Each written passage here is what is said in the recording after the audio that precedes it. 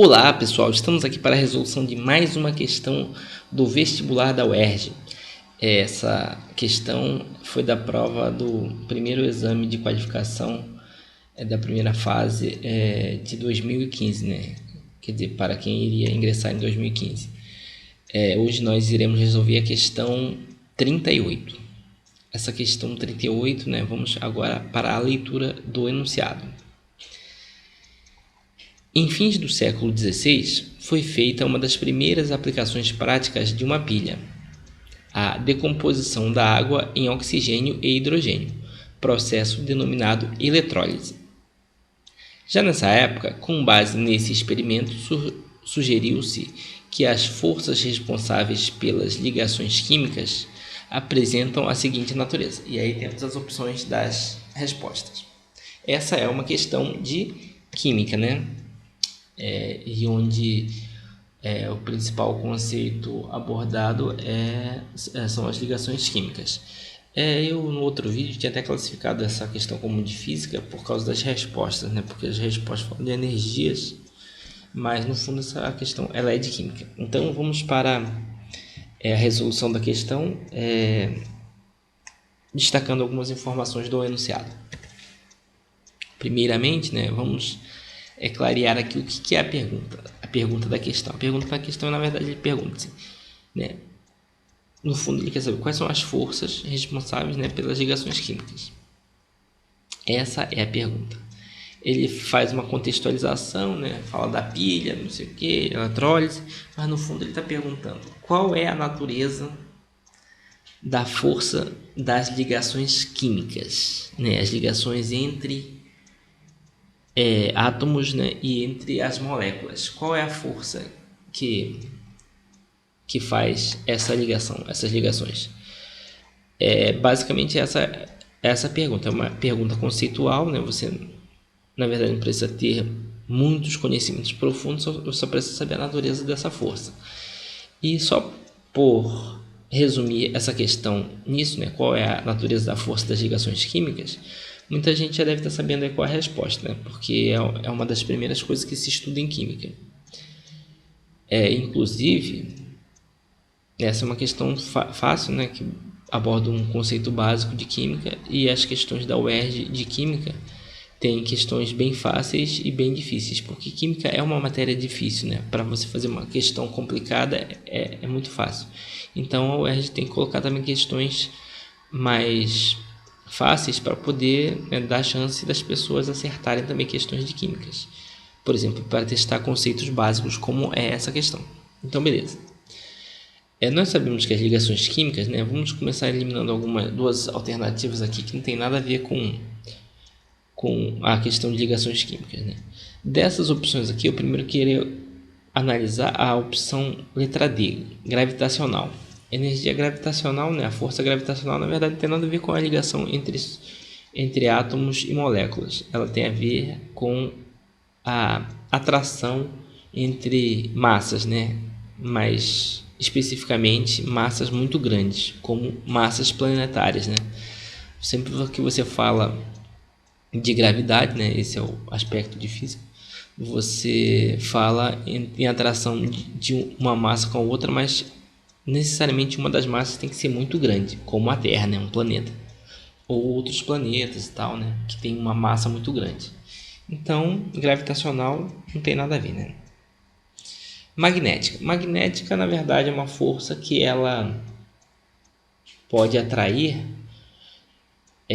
algumas substâncias, porém as substâncias elas têm que ter algumas características químicas específicas, né? Nós sabemos que as substâncias que sofrem efeitos da energia magnética são alguns metais, né? Que normalmente, né, assim, tipo, por exemplo, o ferro e tal, que tem uma característica química, mas a energia magnética ela não é responsável pela ligação entre as moléculas nem os átomos.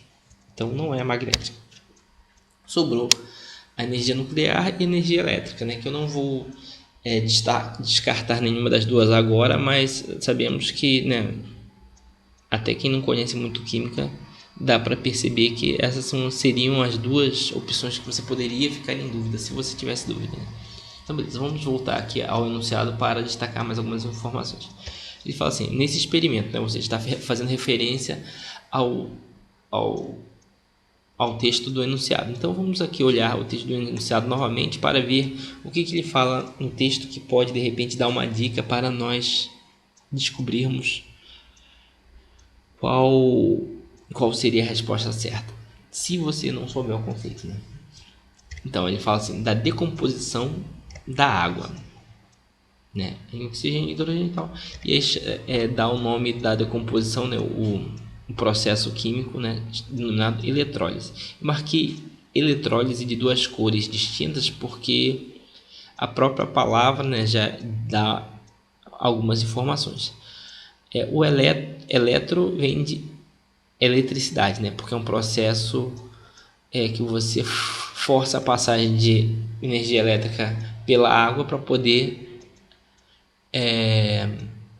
fazer com que a substância seja decomposta, né, em oxigênio e água, né, em oxigênio e hidrogênio. A água seja decomposta em oxigênio e hidrogênio através da passagem de energia elétrica.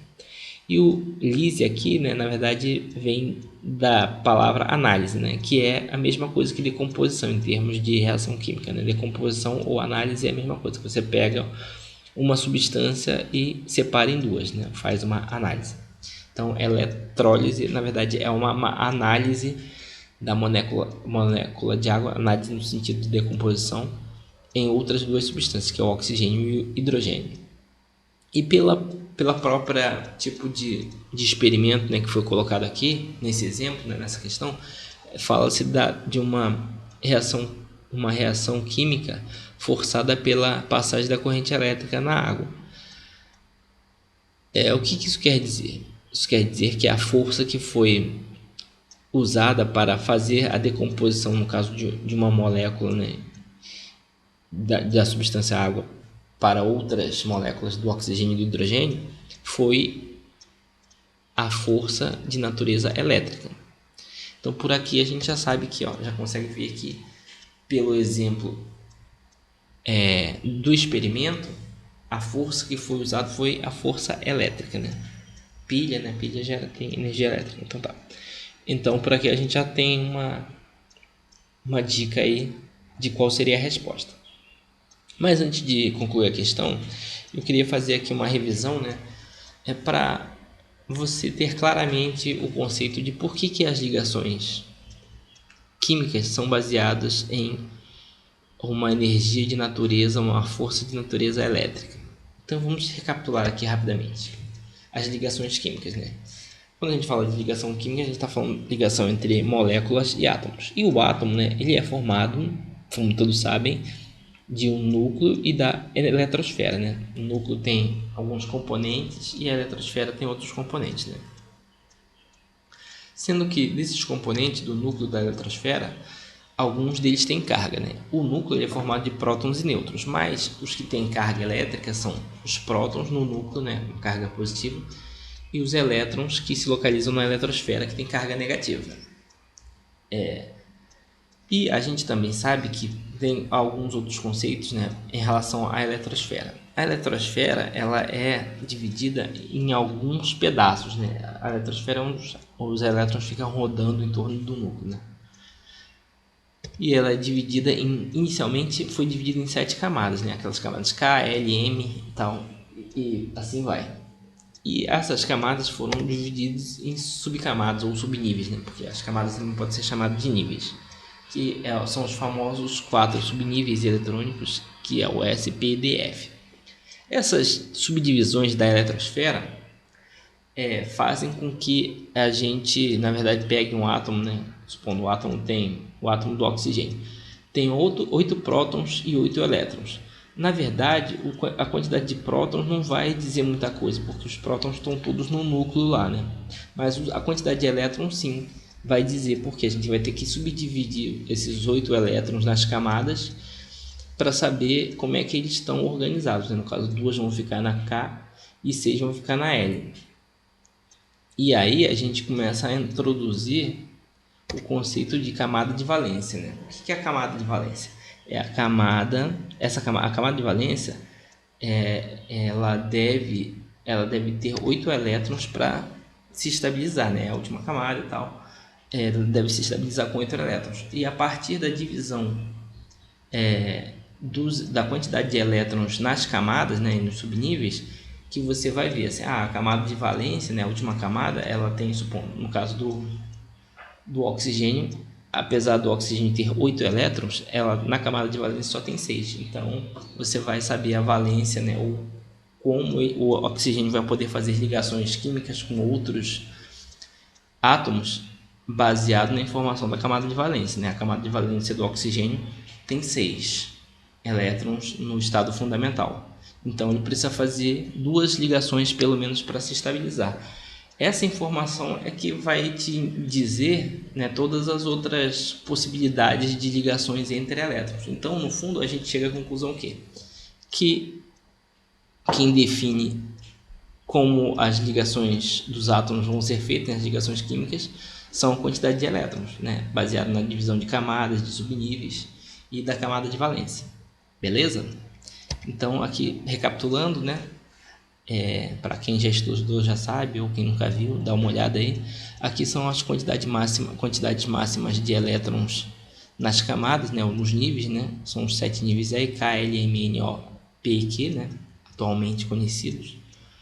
E cada camada é dividida em subníveis S, P, D, F, que também tem suas quantidades máximas de elétrons. E aqui o diagrama de Linus-Pauling, né, como é feita a divisão, por exemplo, como o exemplo que eu falei do oxigênio, que tem 8 elétrons, aí você tem que ir dividindo aí nesse sentido aí, né? Primeiro no 1s, aí 2 elétrons ficam aí, depois no 2s, 2 elétrons ficam no 2s também, e fica 4 no 2p, né, que deveria ter no máximo 6. Enfim, isso aqui foi só uma revisão rápida. Você não precisa saber tudo isso, você só precisa saber que as ligações químicas são feitas a partir de natureza elétrica. Isso aqui foi só uma revisão de o que a gente tem de matéria de química que nos dá sustentação para essa conclusão. Beleza? Então é isso, não é natureza nuclear, é uma natureza elétrica. Certo? Beleza. Então é isso aí. Essa questão aqui é uma questão que foi considerada mediana, teve 65 acertos no ano passado. Como eu falei, de química é uma questão fácil, né?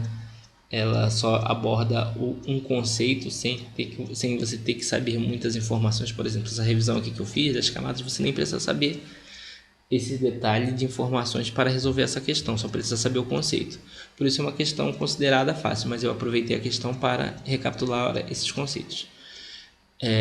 Uma outra coisa que eu observei também é que essas questões de químicas, as mais fáceis, elas normalmente estão relacionadas com atualidades e com o meio ambiente, né? Assim como a outra questão que eu já resolvi tinha a ver com questões ambientais, né? Então, esses conceitos relacionados a questões ambientais e atualidades, né? Por exemplo, eletrólise, né? Teve notícia aí de carros movidos